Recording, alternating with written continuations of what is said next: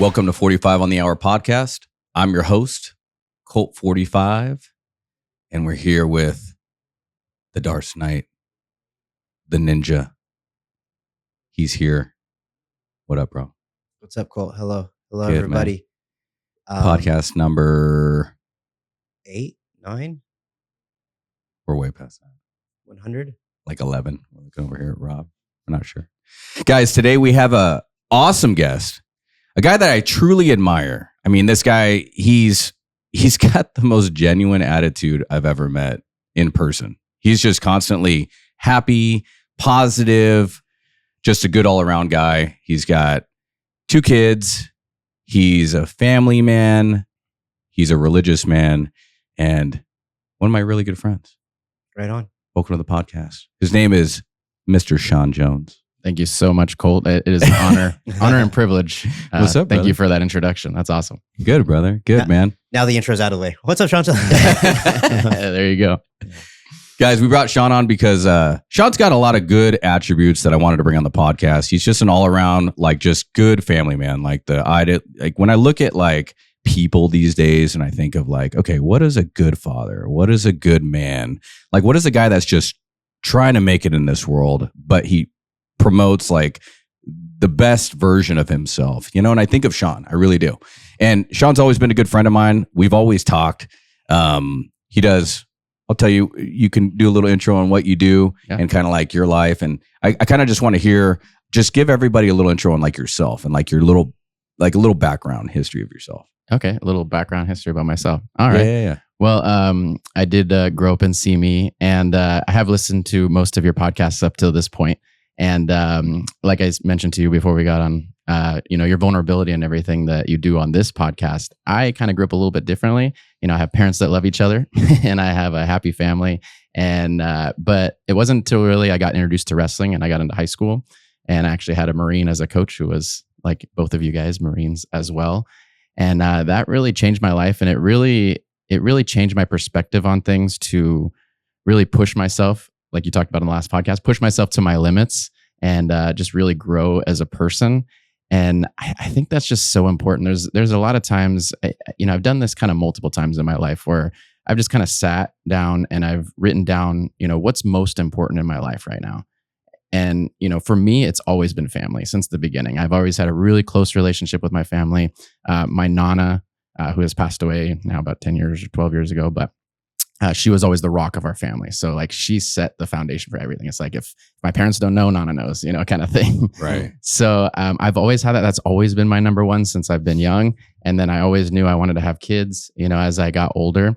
So yeah, that really set the foundation for the type of person that I feel like I've become. And like I said, so setting that goal list and that number one being you had like family, a good like upbringing for the most part. Yeah, for sure. Right. Like you had good parents. Your parents were married. Yeah. Yep. Right. Parents are happily married. Yeah. Were they into religion? Were they like, did they take you to church? Yeah, I was raised Catholic, but I wasn't really, I was confirmed. I went through all that stuff, confirmation and communion and all that stuff, but they weren't really consistent with religion. But yeah, I am, thank God. I've always had Jesus in my life and I've always had that impact in my life. It's not even really till probably the last 2-3 years or so where I've really dug into my religion. Yeah. And I can get into that if you want on how it's affected my family and how, getting married was kind of my first step of really exploring that. And then having kids was kind of the second step for me of really digging into religion. But yeah, so family being number one and always just like, if you were to write down, what's most important in your life right now, you write down my wife, my kids, and then my career or whatever you want to write down. Right. And then you kind of think in your head, like, how much time am I committing to these things? And where is my time focus? You know what I mean? What did I do today to be a better husband to my wife? What did I do today to be a better father to my kids? And when you really look at it that way, we commit so much time to so many different things. Like you were saying earlier about, today's society and like social media, and there's things that you could just sit there and scroll and you're like learning about what's going on with the president or learning about what's going on with, anything other than your most important things in your life. So I feel like that's been huge for me and really becoming the man that I am today. Nice. I like that. And so for a living, what do you do for a living? Oh yeah. No. I just want to know. I want everyone to know your background. And So this is actually cool because, and I think this is how you and me connected so well. I got a degree from UC Santa Barbara, and when I graduated, I wasn't really sure what I wanted to do. And the moving company that I had previously worked for needed a salesperson, and I'm like, okay, sales sounds cool for now.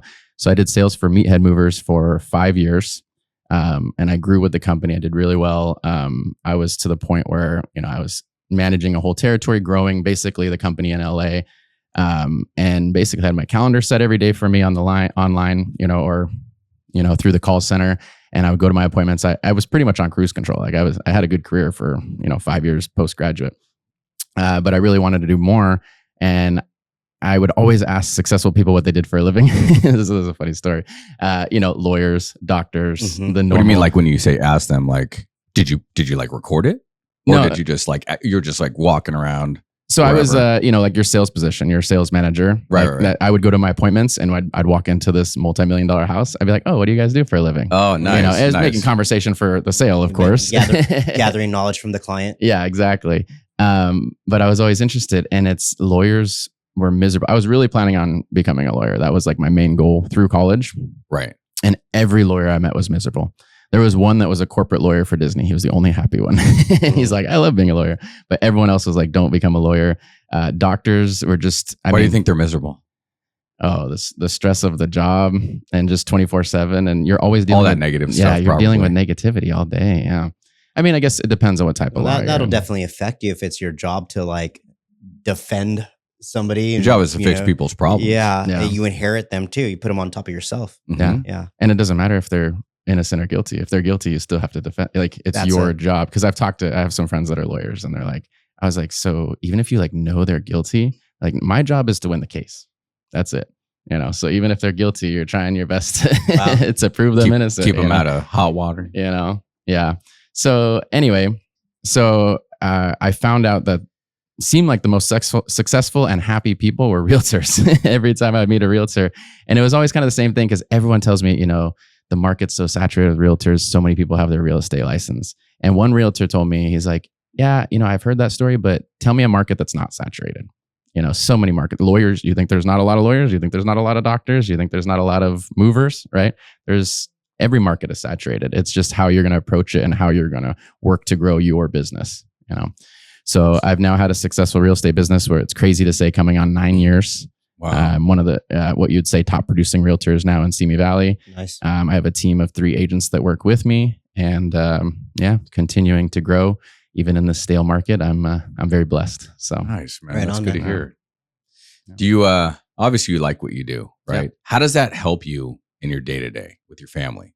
Because obviously being a realtor, you have a lot of flexibility, right? mhm. Kind of call the shots on your timeline and what you're doing through the day. So do you have a schedule? Like run me through an average Shaun Jones day. I want to know. Because obviously you have some sort of a balance because Yeah. I watch you and everyone watches us on social media, right? Yeah. What we're doing. It's obviously, like no one just preloads content. Like most of the stuff is as it's happening, right? Yeah, For yeah. the most part. Oh yeah. So what do you do? Like what's a typical day for you? Yeah, I mean, man, I could tell you, I almost don't have a schedule. I did recently complete 75 hard. I think you said you've done 75 hard before, have you? No, I've never actually done it. No. But I do. What's 75 hard? So it's 2 workouts a day. One workout has to be outside. They're both 45-minute workouts. A gallon of water a day. Read 10 pages of nonfiction, so a self-improvement book. Has to be reading. You can't do audiobook. No alcohol. Follow a diet. And no cheat meals, and take a progress picture every day. That's Nice. For 75 days straight. So I just completed that. Now it's been about a month ago. I lost 20 pounds doing it. Dang. And it did provide a lot of structure to my day because when you're adding so much stuff into one day, like I have to prioritize things and I have to make sure, and I mean, I was going on walks at like 10 at night sometimes. Just to get the second workout in. Just to get the second Yeah. workout in, So, but yeah, honestly, my calendar, and maybe I should do a better job of organizing my calendar, but it is just kind of day by day. I mean, I could be doing showings one day, doing inspections another day. I'm out knocking on doors to try to get more business. I'm doing a social media post or creating content of some kind. a lot of stuff on the phone where I'm, with clients, just explaining things to them, or a client's upset about something that they, within the transaction. So, because nothing's perfect. Yeah, nothing's perfect. And we see that on both sides. I learned a lot of that in the moving industry. The moving industry is, It's all about having expectations in the beginning, right? Yep. It's always about saying, hey, this is it. And I've always learned to give people the bad first. Yeah. I always give everybody the bad first. Some people are like, wait a minute, what are you trying to do? Are you trying to unsell me here? And I'm like, no, I want you to know everything. Yeah. And I want you to know the worst of the worst first, because I can provide you great all day. But when the bad happens, I want you to know what I'm going to do about it if it happens. So I always hit them with the bad. And then I say, okay, well, this is what happens if this happens. Okay. Yeah. Right? So what I always do is in moving, we have this, it's a constant issue where people always have more stuff. They got more stuff. They add stuff in during the move. They think I'm not going to find out about it. And they're like, oh yeah, that armoire, it's not going. My grandma's mom's going to take it and she's going to come with her wheelchair and she's going to pick it up and get it out of here. Doesn't happen. All right.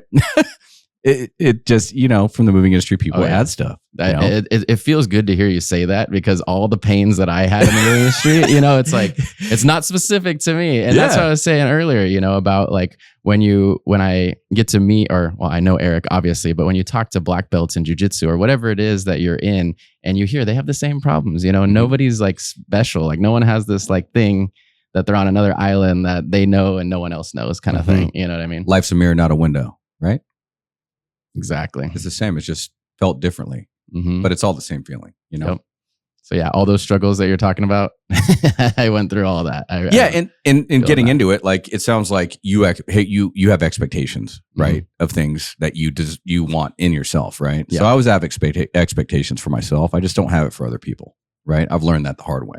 So when you start expecting things, you start expecting them to happen, and then you end up letting yourself down. You know what I'm saying? Expecting is like almost being anxious or living in the future. Correct. And it's never going to be how you want it. It's always going to be slightly different, Because if you're always expecting something and you're like, oh, I'm going to go into every move and knowing that these are the problems that always happen.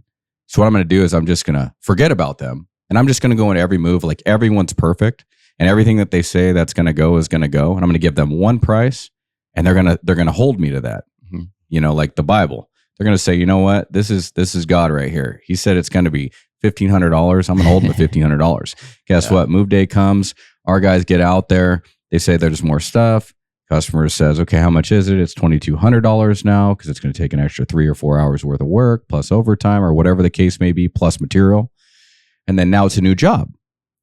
And then they end up, getting into that. And then the customer's upset. They call us and then they call me. They're like, hey, you promised me $1,500. I'm like, well, what changed? Oh, I see the inventory. It went up almost half. What happened? What happened to the garage? Yes. And I always try to be funny about it, but typically that happens, but it doesn't happen as much. And I'm going to tell you why. Because I always tell them the bad first. I walk into every house going, okay, great. Are you sure this is all that's going? Okay. Well, if that does go, it's going to be different. It's going to be a different price. I want you to know that. Are you okay with that? And I look people in the eyes. I make sure they understand what I'm saying. And they always go, yeah, no, it's fine. I'm going to be here on the move. Or my wife's going to be. Okay, are you going to communicate that to your wife? Okay, I want to make sure. I don't want any problems. I want to make sure you understand. Okay. Well, Colt, would you say that like in I don't know if in your business, but like that has to do with like being honest. You're upfront first. Yeah. You let them know the full. I'd rather be 100% honest and lose the customer than to, I wouldn't say lie, but just not mention it. Leave something out. And then all of a sudden, and then I lose that customer and the referral source. 100%. Right. So Shaun is a real estate agent, so he could refer business if he thinks that we do a good job. Now, if he hears the same story over and over again, like, oh, Cole, yeah, he came to my house and the price is different. And it was every single time. The reputation. Eventually, he's going to call me. He's going to be like, bro, what's going on? Yeah. What are you doing? These customers are upset. You got to fix it. But that doesn't happen because I always tell them up front and I make sure that they understand. Because I'm getting referred by somebody. And if I'm getting referred by somebody, that's their reputation on the line as well. So I need to protect both reputations. You know what I'm saying? I got you. So being upfront is the most important thing. And that's just in all aspects of life. Yeah. In relationships, because relationships are relational, right? Not contractual. So you have to be upfront with people about your expectations of things. Like, hey, this is what I expect for myself. Okay. This is what I like. This is who I am. This is who you're going to get to know. And you have to make sure that they understand that in everything. Even if it's just, getting your car fixed. You're going to ask, what are you going to do to it? Oh, you're going to do these things. What's the price going to be? Well, if that price is different, people get upset. Yep. Because you're taking from their hard-earned time and money that they earned. So Yeah. we got to be, our communication has to be on point. Yeah, setting expectations, really, and like you're saying, assuming, right? And I think that really does dig back to like our own ego, our own kind of pride is like, oh, well, that person should have known that. And especially when you do it so much, like I've gone through the contract so many times, and just in the moving industry, right? Like you're saying, how many times does this happen to you? So in your head, you're like, they should know this by now. But everybody's move is like, people don't move more than once or twice in their life usually, right? It's only it's a handful of times. Or 4 to 5 times. I think it's every right? few years is the average. Yeah. I think it's like every 2 to 3 years is the average person. And just like selling your home, like you're not going to remember everything from when, even if you did sell a home before 5 years ago, right? Right. But do you know what assuming is? You know what the acronym stands for? Making an ass out of you and me. Yep. Oh yeah. That was like an old acronym thing. But and I get back to it and like to your schedule and stuff and like balancing, because that's like what I think is the most important. You have, like you said, your schedule you don't really have a schedule. And I kind of feel the same way too, but I feel like I have some sort of like level of balance. Yeah. So I think of things like this, like I might not have my schedule on point. Like if I opened up my schedule, which you'll be able to see this on YouTube, like I have things listed, right? That I'm supposed to accomplish for the day. And some days are more busier than others, as you can see. Yeah. And so there's things that I have on there that I'm trying to accomplish, but not necessarily get to. Like there's tasks that I want to accomplish and I'm shooting for those tasks. But when they get done, it doesn't really matter as long as they get done. That's my goal, right? And I also split my day personally, and I don't know if you do the same thing, but I try to split my day up to my non-negotiables, right? So my important one is the gym, right? Physicality. So that's my number one. And I always do that in the morning to get it out of the way. The next is work, right? And that's my work life. And that usually runs between like 10 and like 6, 10 and 5. And then I usually cut that off and I try to get home with my girls for dinner. And then it's family life after that.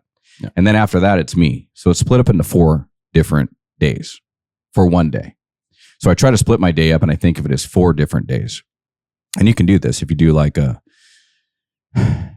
6 to 10 and then like a 10 to 2 and then like a 2 to 6 and then like a 6 to 8.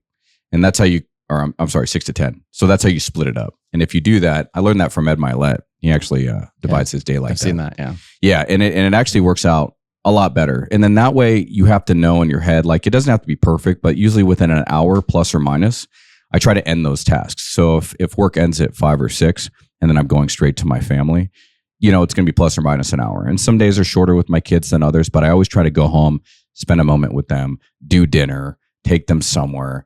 And then it's me time after that from usually like 10 and then pass. It's just my alone time. I try to just get my own personal time.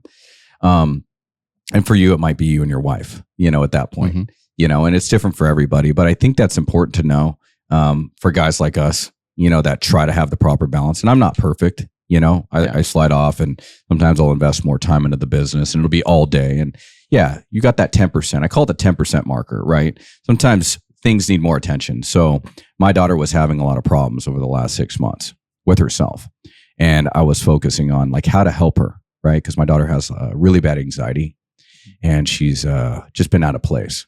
So for me, I was always trying to figure out, okay, what's more important right now? Well, at the time it was her, right?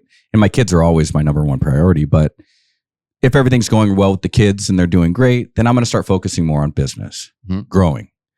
And if that's not going okay and I'm, neglected and I need more self-help or I need to, hold myself more accountable, then I focus on myself. And if it's, whatever it is, you got to focus on that a little bit more, plus or minus. That's why I call it the 10%. Yeah.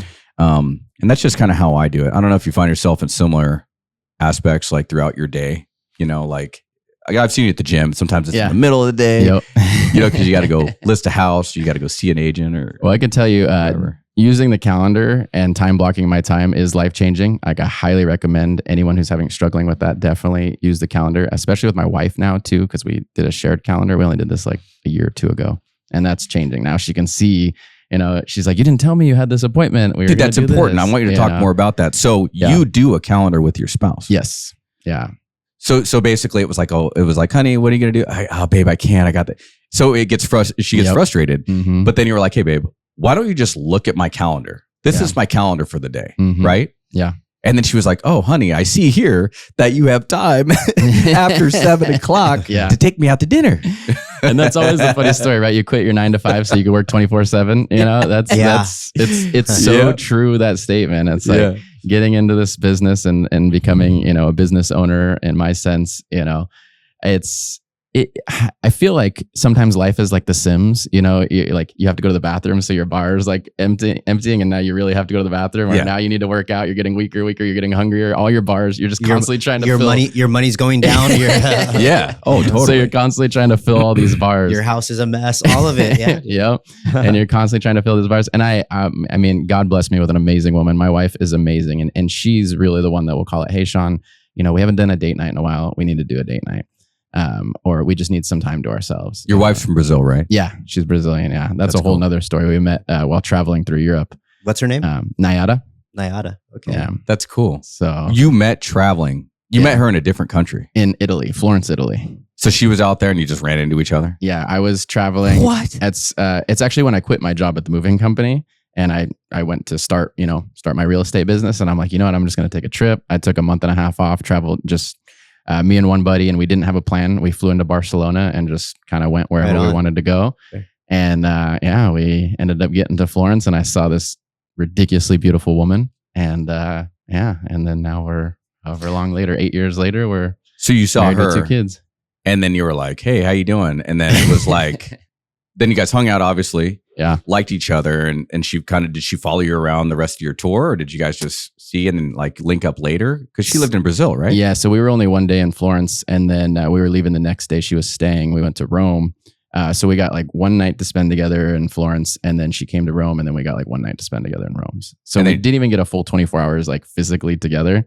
and then we just pretty much since then we did not go a day without talking. Like we just connected, and then she actually took the leap. She's like, I'm going to book a ticket and come visit you. Wow. So she took the leap, booked a ticket, came to visit me.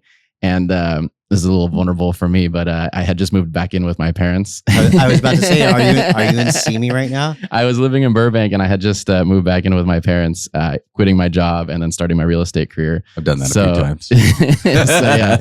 So she comes and stays for like, I think it was like a week and a half or 2 weeks at my parents' house with my parents. So it's like full on submersion, so to speak, you know, like, it's like everything. And trial by fire for her too. Now she gets to meet the parents and everybody. First the date. whole family was just like there all day, every day. And she's like totally integrated. So it's like, and she was cool with it. Yeah, she loved it. My family loved her. Like she connected really well. And I will tell you, my little sister, I've always had a good connection with my little sister on when it comes to like dating girls. And I've always asked her like, hey, what do you think? What do you think? And she actually said at my wedding, she gave a speech. She's like, I would always like have a reason why, this isn't the one, Shaun, this isn't the one. She's like, but after she left, I was like, Shaun, this is the one for you. Like, wow. I think you're going to marry her. And I'm like, oh my gosh, Cool, I need to do some traveling. Yeah, but that is very cool. Like you guys probably both met each other at the best time, you know? That's beautiful. Yeah, it was God's timing, man. Like that's why I say is like, don't look for it. I don't believe in luck or chance anymore. I believe I was meant to meet her at that time. And I was not looking for it at all. Were you, how were you at that time when you were meeting? Like, were you looking for it? So I'll share a little bit more. I had just got out of a 5-year relationship. I was living with her. You were living with your partner my before her. Previous girlfriend. Yeah. I was living with her. Well, we were together for 5 years. We had lived together for almost a year at that point when we broke up. And so that's why I moved back from Burbank back to Simi in with my parents. Wow. So I was traveling, not looking for a girlfriend. Right, I was like, I'm going to have fun and I'm going to get back, focus on my business because I'm, starting from zero on a business that I, really hardly know anything about. It is pretty crazy how well moving sales translated to real estate, walking through people's houses and then, sitting down and talking big numbers at the end. It's basically a listing presentation. So it was really good prep for me. But yeah, that was my plan. My plan was to go have fun, come back and start my real estate and stay focused on my business, focus on myself. Because I had just gotten out of a long relationship, just quit my job, like didn't know where my money was going to be coming from, So you weren't looking for it. Wasn't looking for it. And that's what they say. They say that you find your partner when you're not looking for it. Yep. Remember that, guys. Because that's like a common thing that I keep hearing. And when you're constantly looking for it, it's almost like the energy attracts. It's like when you're looking for it, it's not going to find you. It's going to keep hiding from you. And then as soon as you start backing up, it's like everything starts attracting itself to you. Right. And I don't know if it's because you're working on yourself or. I think that's the thing. Sorry, I don't mean to cut you off. No, you're good. You're good, brother. And I've heard that from a lot of good friends of mine that have like amazing wives. Like I have a friend named Mike, amazing wife. I can say that's the truth for me too, that it came when I wasn't looking for it, but when I was on the path of bettering myself, going all in on myself, leveling myself up, because becoming a man worth attracting, Correct. Well, the good women are going to see that. See what type of guy that you are. Wow, he's really focused on himself. He takes care of himself. He's successful in his business. He's just a good person. He cares about people. He's focused on religion. He's focused on his church. Positive things that they're seeing you do, and then you're going to attract that girl that you want, as opposed to you're going after that nonstop, and you're probably not going to attract the girl that you want. I mean, your energy's shifted. They say that chasing is not. It's not fulfillment, like chasing, like a lot of guys are out there and they're like chasing things, like chasing women, chasing, you know what I'm saying? A lot of those things are fulfilled when you're not looking for it and you're not chasing it. It's just getting attracted to you. Yep. I can't think of the guy's name, but he talks a lot about it. He talks about, how to be a man and like what it takes to be an actual man. And a lot of the stuff that he talks about has to do with not looking for it, focusing on yourself. Just literally just focusing on who you are, building your character up, making yourself as physically obtainable to somebody so that you fit the mold, you're attracted to yourself, you feel good about yourself inside your own skin. And then that energy and that aura presents confidence. And then that confidence goes out there and then it attracts the partner that's meant for you. Yep. Right? And then knowing your non-negotiables is important. I've said this on the podcast before. Your non-negotiables is one of those things that you have to have down. You have to know your character, your true self. You got to know who you are, right? And it doesn't have to be perfect. You just have to know a really good idea of what you're about, your goals, so that you can find that partner. And that way the connection's solid from the beginning. Yeah. Right? Because if you find someone that, doesn't like the outdoors and, you're into the outdoors, yep. You're going to mesh a little bit. And I think the 10% zone is what I always go to. It's okay, plus or minus 10%. My lady likes to sleep a little bit, which I don't have one. But if she did, that would be okay with me. As long as it's not all day, like there's a little I get you. Give and go on things, I also there's a time where okay, you do you, but I still have to stick to my non-negotiables. Correct. I'm not going to spend too much time trying to help you out here or you got to come with me now. Right, because you have that proper alignment. Yes, sir. And if you go off your non-negotiables, then you're not in a state of conscious congruency, which we've talked about before. And if you're not in a state of conscious congruency, then you're going to start having anxiety and despair, and you're going to start, thinking about things. Because if you're out of alignment and you're not following what your conscience is, and I believe that your conscience is a voice from God, personally. I believe that it's constantly telling you what you need to do. And as long as you just listen to it, guys. Amen. You know what I'm saying? If it's telling you you're doing something wrong, then don't do it. You know what I'm saying? Yeah. Because the frequency levels, and I've talked about this before, low frequency Colt, high frequency Colt, So low frequency Colt is like the demonic voice. And that's like the demonic presence that's saying like, hey, go do this. Oh yeah, you need to think negative. Yeah, you need to think bad habits and all these other things. And then there's a high frequency which it's saying, no, you need to be a good man because you have daughters. You need to go out. You need to work hard. No, you need to get your ass up because you're being lazy right now.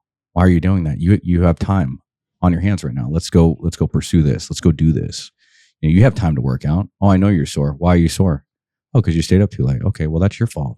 You know what I'm saying? And then holding yourself accountable. You know what I'm saying? Anyways, I don't even know what I'm getting at here. I just know that we all have a purpose here. You know what I'm saying? And that's why we're all together. In the beginning, Colt, you brought up we both know Shaun, and I also remember him as a uniquely positive person.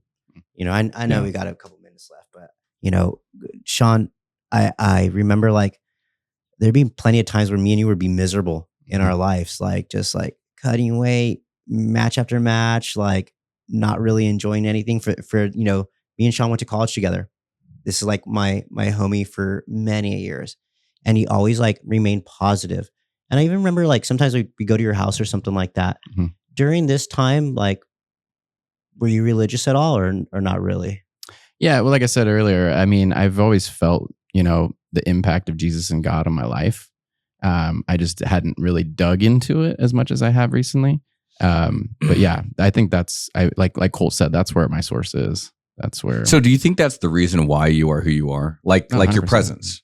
Because I don't like, I'm pretty good judge of character. Yeah. And I don't think that the way that you are is like I don't even want to use the word like fake. You know, like some people, they get it and you're like, nah, there's something going on there. This isn't natural. Yeah. You know, like who I am, like what you see is what you get. Yeah. You know what I'm saying? I'm not like a perfect speaker, so to say, or, you know, I'm not perfect in certain areas, but like who I am is what you get. If you don't like it, I don't care. Yeah, we're work in progress, but like going up. Right. Because I believe that if you're trying, I appreciate that more than someone that's perfect with a bad attitude. Yeah. You know what I'm saying? 100%. Yeah. And I totally appreciate that, man. Yeah. And all the glory to God. And I wouldn't be who I am today without him for sure. But do you think positive? Do you think your thought process has a lot to do with it? Do you think you think like there's no negative? Do you have negative talk in your brain? Oh yeah. Because everyone does. I'm human too, man. Yeah. So what do you do? Like what is it that you do? Because your aura is really good. Yeah, well, I'm saying like the last few years have been a shift for me, really, and really giving that all to God. And once you realize that Jesus did it all on the cross, man, like there's nothing else we have to do. He did it. He died for all of our sins. Everyone in this room, everyone on this earth. You know, and once you realize that, it's a weight lifted off your shoulders. And I'm not saying that, you know, now you can do whatever you want, because you technically can, but we should still, if you really believe that with all your heart, then you're going to live out God's word. You're going to live what Jesus told us to live.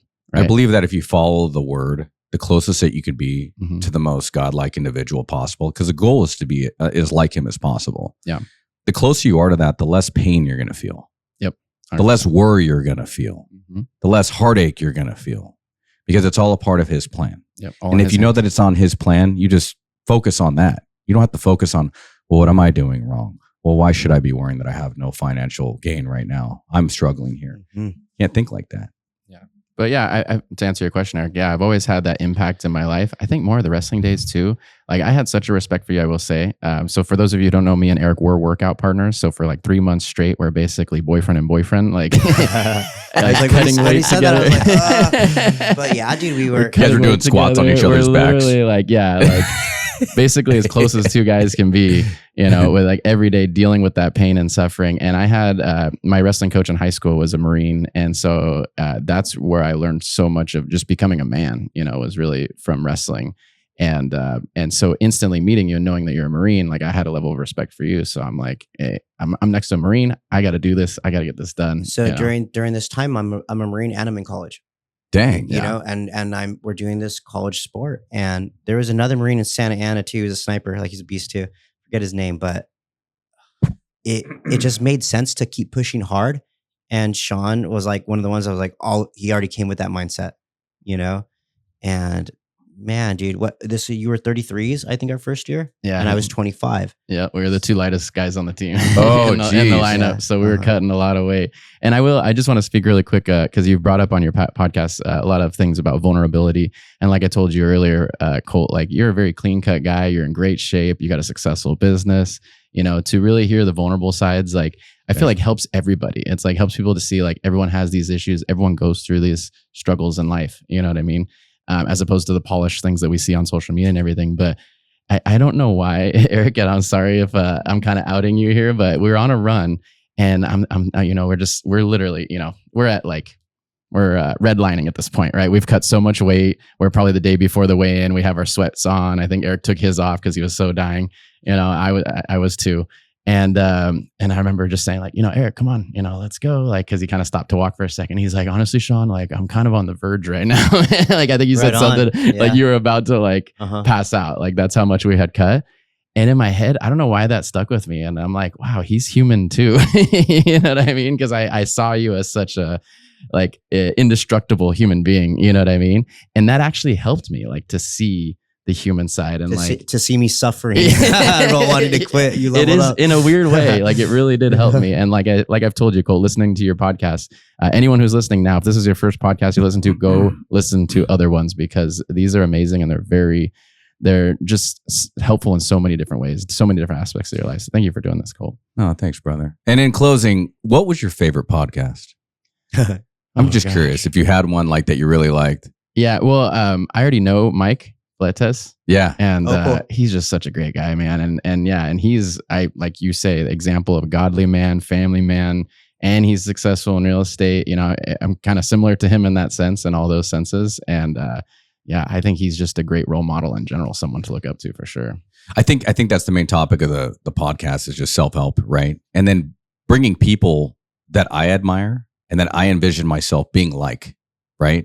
Like I'm a different individual and I'm going to create the best version of myself, but I need people around me, other men around me that emulate, that I want to emulate, right? Like almost like be like, right? Yes, sir. And I think that's important for us as men, you know, and as ladies, you need to find a woman that you want to emulate, right? Mhm.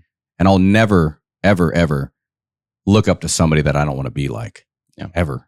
And I won't take instruction from somebody that I want to be like, right? Even That's a like in big one. jujitsu, you know, like I admire this guy and I respect this guy.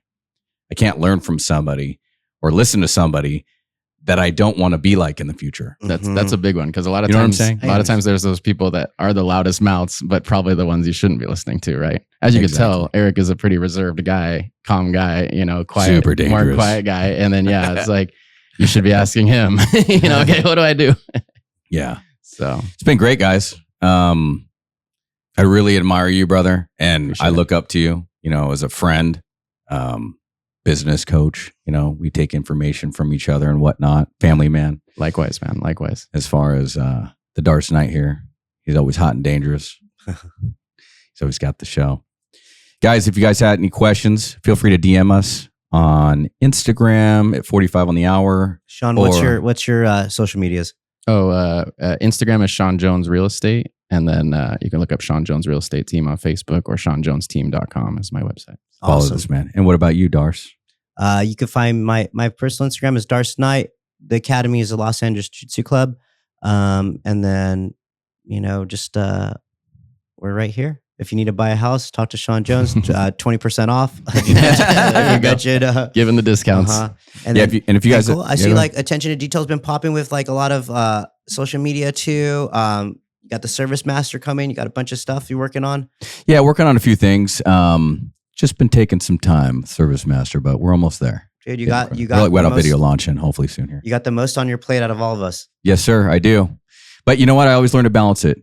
Family, God, business, personal life. You got to learn to balance it, right, guys? Yes, sir. Yes. Absolutely. If you guys want to reach out to any of us, reach out to us. We're here to help. We're always here for you guys first, number one. Okay. And until next time, get up, get after it, and get some.